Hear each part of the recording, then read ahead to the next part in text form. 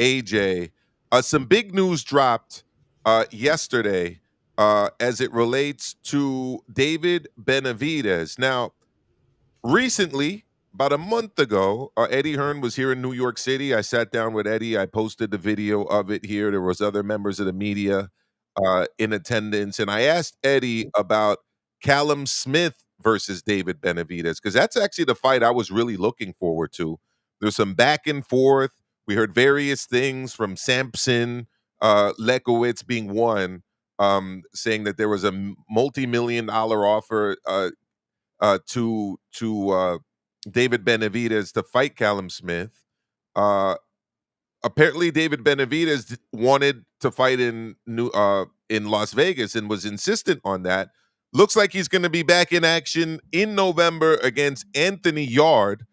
Here's Eddie Hearn talking about this. This is courtesy of the Boxing News out there in the UK. I believe it's the oldest periodical devoted to the sweet science. They do have a YouTube channel as well. Let's have a look. Let's have a listen. Here we go. I want to get your thoughts on the announcement that David Benavidez will be fighting Anthony Yarde November Riyadh season. Now, we weren't told that talks for a fight between David Benavidez and Callum were particularly advanced, but it did seem that that was more likely, certainly in the public eye. From your point of view, why is it Anthony Yarde, not Callum Smith? We couldn't get a deal over the line for Callum Smith. We've been trying to get a deal over the line to do the fight in the US. We couldn't get to the number that Callum was happy with. Then you got to understand the position that Callum Smith's in. He's the WBO interim world champion. He's going to get called as the mandatory challenger, may even get to a position where that is an elevation to world championship. And then all of a sudden, 48 hours ago, we spoke to Turki Al-Sheikh and Louis de Cubas trying to make the Callum Smith-Benavidez fight. And we couldn't find the number.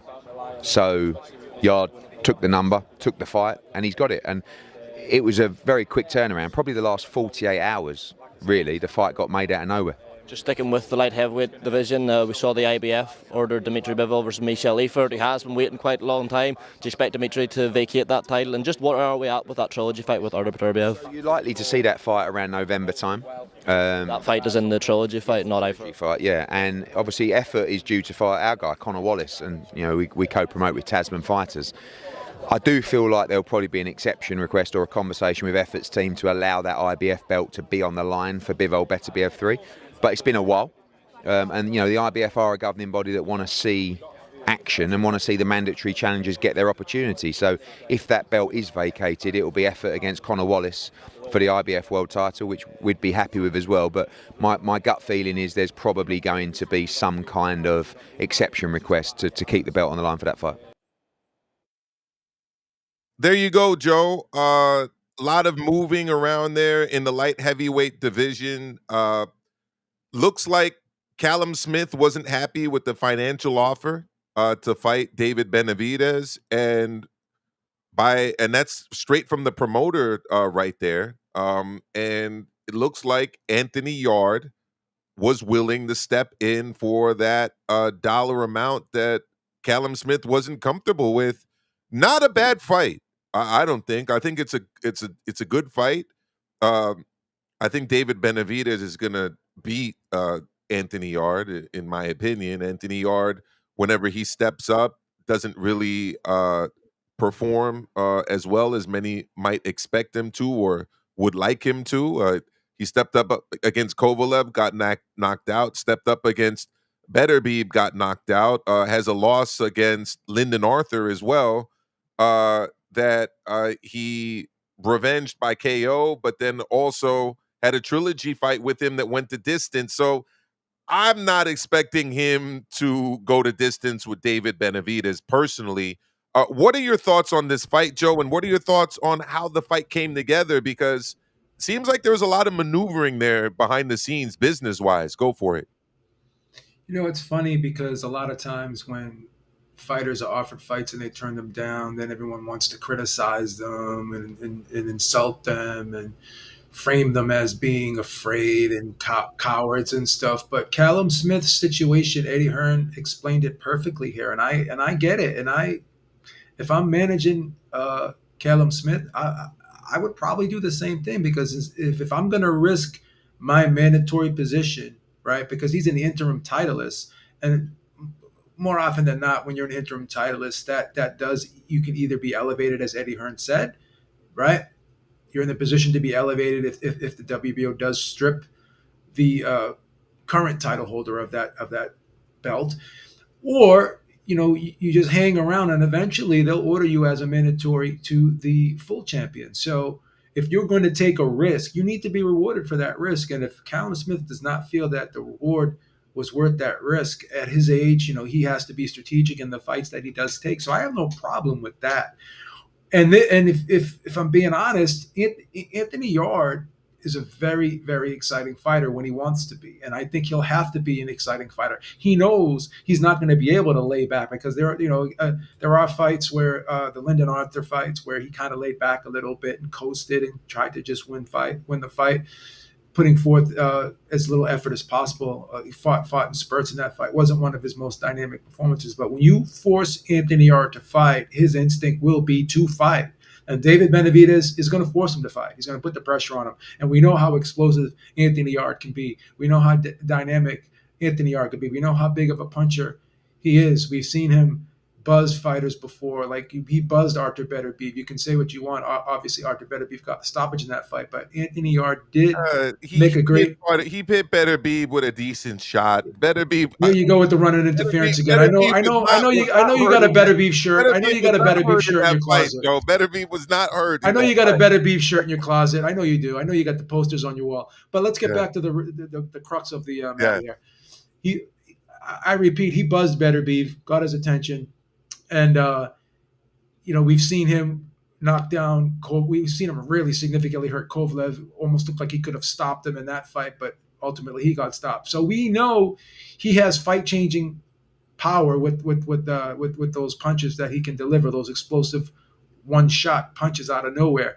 So there's danger here for Benavidez, but there's also danger here for Anthony Yarde, because we know that he's succumbed under pressure before. We know that he can be stopped. David Benavidez knows he can be stopped. So he's going to try to push the pace here and force a stoppage and try to make a statement.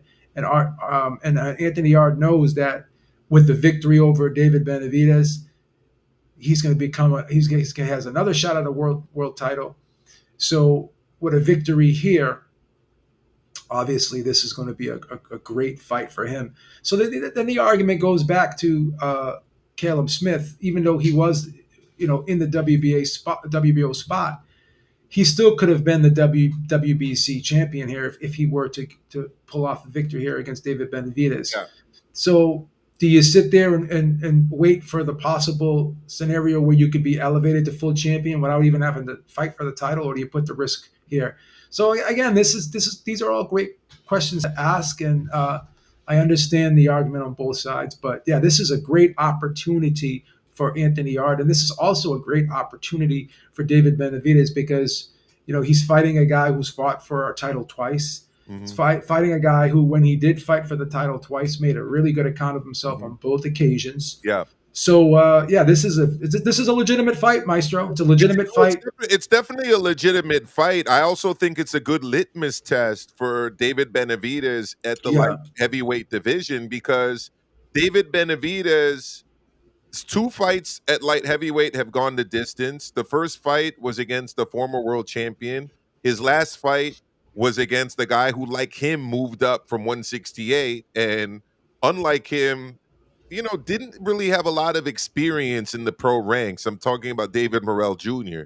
So it's going to be interesting, because if he can't stop Anthony Yarde, someone who was stopped by Kovalev, someone who was stopped by Artur Beterbiev, I think there are going to be a lot of questions about whether his power carries up to 175, let alone whether it carries up to 200 pounds, where he's rumored to, have sights set on fights against people like Zurdo or even Jairo Pataya, or I've even heard people mentioning David Benavidez as a heavyweight. If we're going to see that David Benavidez, he needs to destroy Anthony Yarde, like by brutal knockout. Otherwise, I don't really think a lot of people are going to really believe in him as a cruiserweight, or definitely not as a heavyweight. before we get to that, and we're going to bring on Lil Penny in a moment as well, I'm going to ask you, Joe, of the two fights, which do you prefer? Callum Smith versus Benavidez or Anthony Yarde versus Benavidez? I think both of them would have been exciting fights. We saw Callum Smith in a very exciting fight against Joshua Buatsi for the WBO interim title that Eddie Hearn just mentioned. Here's an exchange a month or so ago, maybe a little over a month, between Tunde Ajayi, who is the manager and trainer of Anthony Yarde, Baba Tunde, lions in the camp. Lions. Apparently you got to get it from like the belly and bring it up through the chest when you say it. There are multiple videos out there where Anthony Yarde's explaining how to say the lions in the camp properly. Well, here's a lion in the camp taking on one of your favorite lions, Simon, Joe. So let's have a look at Joe Habib at Simon and Tunde going at a little bit. Let's have a look. Let's have a listen here. Andy Simon is here, as you know. Anthony Yarde against Callum Smith. You want to see it? Is this the fight the boxing public should be getting? No, I've not been hugely impressed with Anthony's last two. I'm a big fan of Anthony Yarde, and I admire the way he fights and the fact that, and I didn't feel there was a necessity for a third fight with Lyndon Arthur because I think the second fight was so conclusive, the job was done. But in the interests of a one-all perspective, I understand the merits of it. I doubt whether Callum Smith ducks anybody. I spoke to Callum and did a one-on-one with him a year ago, and he certainly didn't say he was retiring at all. So that's a myth. What he said is that I'm going to assess the landscape and only want meaningful fights. And if that means there's some meaningful fights available to me, I want another world title. I want another world-class set of opportunities, and I want to win a world title. So he fought Buatsi because it was a fight that could be made. I would pick Callum Smith on recent form to beat Anthony Yarde because I think his performance against Josh Buatsi was exceptional. I think he's a world-class operator. I think he's so what about his performance against Beterbiev? Who is a real world-class performer? And he got dealt with by Beterbiev in the same way that your guy did. No. Our fight was fight of the year, Simon. But he still got, but your guy still got our fight dealt was with. Fight of the year because it was a fight. And Callum Smith on 2 occasions on his, and let's get it right. You talk about recent form. Who was Buatsi for? Dan Aziz, Craig Richards, Willie Hutchinson. These are not yet anyway. And that's no disrespect to them. Guys, well, where Craig Richards, a lot of people think. They're not guys where you can say. Tunde, a lot of people think. They are tried and tested. A lot of people think, Tunde, a lot of people think that Bivol, the fight that Craig Richards had with Bivol, was a really good fight. And the fact that Craig Richards had a little bit more belief in himself could have beaten Bivol. And I don't think you'd argue that Bivol was a world-class fighter, given the fact he's just beaten Beterbiev. So I think we can all make arguments about it. The point what I'm saying is, for you to make such a statement, who has Callum Smith fought and beat of a level where you can say they are world-class fighters? Because guess what? Tony, put it back to you then, about Anthony. Who's Anthony beat? Lyndon Arthur fought Bivol and lost on points. Bivol is now the undisputed champion. But Tunde, we fought Beterbiev. We lost in a fight of the year. Beterbiev was the undisputed champion. Same argument. Callum Smith has fought both guys and never even looked like he won a round. So how have you managed to say that he's in a better position, a better place than Anthony Yarde? Because I think he's a better fighter. Callum Smith has only ever beaten a fighter like George Grove, a British fighter at the end of his career. To this day, Callum Smith has not fought competitively against a world class. Was Anthony Yarde competitive against Kovalev? Yes, he was. Yeah, he almost stopped him in the 8th round. He lost. Was Anthony Yarde competitive against Beterbiev? But he lost. He gave Beterbiev life and death. But he lost. Spencer Oliver is sitting right next to you. He told you it was the best fight, one of the best fights he ever did. It was a great fight. It was a great fight. I was there. In a situation I was there, Tunde. I was Tunde. I was there. I think it was a great fight. I think the fight against Beterbiev was brilliant. It was fight of the year. The British Boxing Board of Control, which is our governing body, on current form, named it the fight of the year. It wasn't named the fight of the year because it wasn't a fight. Yeah, fine. Nobody said Beterbiev against you've landed your point. You've landed your point. Nobody said Beterbiev against Canelo was the fight of the year. But he lost. It was no. We're talking about performances, and we're talking about meriting the two fighters, Callum Smith and Anthony Yarde. Spencer, I love it when my Scottish guy jumps in there to kind of mediate things. Look, it got a little bit heated there. I think they both have good points. Having made your own assessment, Joe, and I'm not saying your assessment is based on that argument there on TalkSport. Shout out to TalkSport. But what do you think, in the grand scheme of things, would have been the better fight in terms of Smith versus Benavidez or Yarde versus Benavidez? I would have liked to see Smith. I agree. Disrespecting Anthony Yarde, I do think. Listen, you can make an argument, and Tundi makes great arguments there, but just based off of skill and technical ability, Callum Smith is a former world champion. Yeah, Anthony Yarde is not. Yes, could you make an argument Anthony Yarde was more competitive against better beef? Absolutely. He was very competitive against Sergey Kovalev, but again, he got stopped in both fights. Okay. Yeah. As well as Callum Smith got stopped quicker, and he didn't win a second of any round against better beef. Okay, that's great. But styles make fights, right? And Anthony Yarde never fought Joshua Buatsi. He was supposed to fight Joshua Buatsi. It was mentioned so many times that they were going to fight. By Callum Smith beating a guy like Joshua Buatsi, he has the momentum here. He's in recent years or recent great fight too. Yeah, in recent history, recent months, recent weeks, however you want to frame it, he has fought better opposition than Anthony Yarde. Yeah. So if Anthony Yarde does not have a recent victory over a guy of Joshua Buatsi's level, this was a ranked contender. This was a guy who was heavily favored over Callum Smith, and by the sheer performance and victory, right, of him beating Buatsi in a very, very impressive performance, a very clear, concise victory. It was no controversy in that fight. He clearly won the fight. Right now, yeah, I would say you'd have to put him ahead of Anthony Yarde. I've been saying for a while that he's the UK's #1 light heavyweight. I agree. I agree. Let's agree. Hey, listen. Go ahead. It's not, again, in terms of putting butts in seats, yeah, it's great to be exciting, right? By that measure, right? By that measure, Arturo Gatti should be the most popular fighter in the world because he was the most exciting guy in the world, but he didn't always win the big fights. So yeah, okay, is your argument Anthony Yarde is his style can be more exciting than Caleb Smith's? That's fine. But Caleb Smith has won big fights before. Well, you say that too, but when's the last time he's main evented a fight? He's been fighting on undercards, Anthony Yarde. Correct. And he's been fighting on undercards because he's fighting, I'm sorry to say this, lower level opposition that other than the most hardcore boxing fan has never heard of. That's who he's been fighting. Go for it, bro. Yeah. So again, it's one thing being exciting, and it's another thing getting results, right? Results matter in this sport, right? Results matter in this sport. In order to position yourself for world titles, you have to fight big fights that put you in those positions.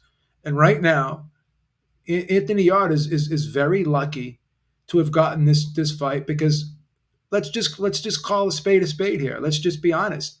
He was the second choice. Caleb Smith was the first choice for a reason, because guess what? The old saying, "What have you done for me lately?" If you apply that here, then Caleb Smith definitely has done more lately than Anthony Yarde has. 100%. And look, let's look at it. I mean, what has he done for us lately?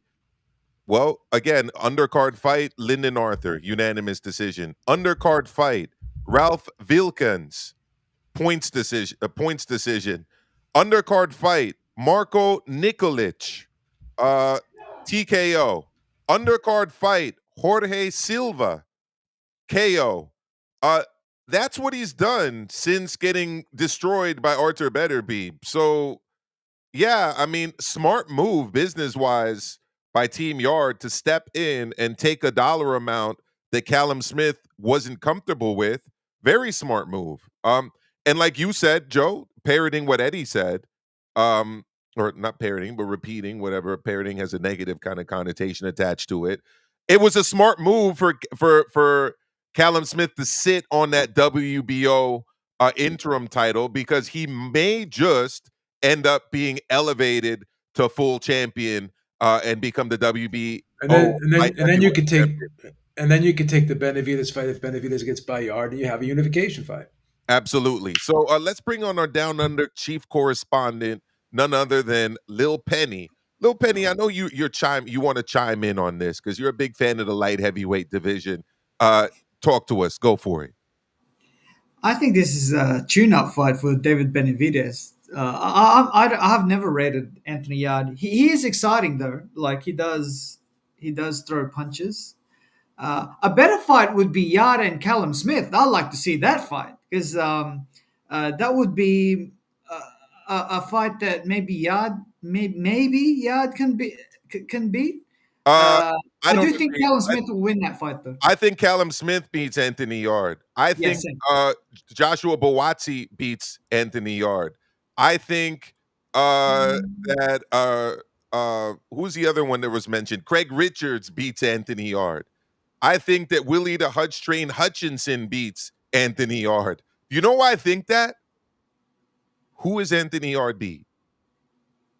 Maybe Anthony. We got to get to the point where we got to get beyond the point where we're rating a guy based on names that he lost to, because that's what Tunde was doing there. If you think about it, he's rating a guy based on the fact that he got knocked out by Beterbiev and knocked out by Kovalev, who was at the tail end of his career at the time. Go for it, Lil Penny. Maestro, have you noticed that Yarde hasn't improved in the past 3-4 years? He should change trainer. You can argue he's gotten worse. I don't think Tunde is the right trainer for him. He went from knocking out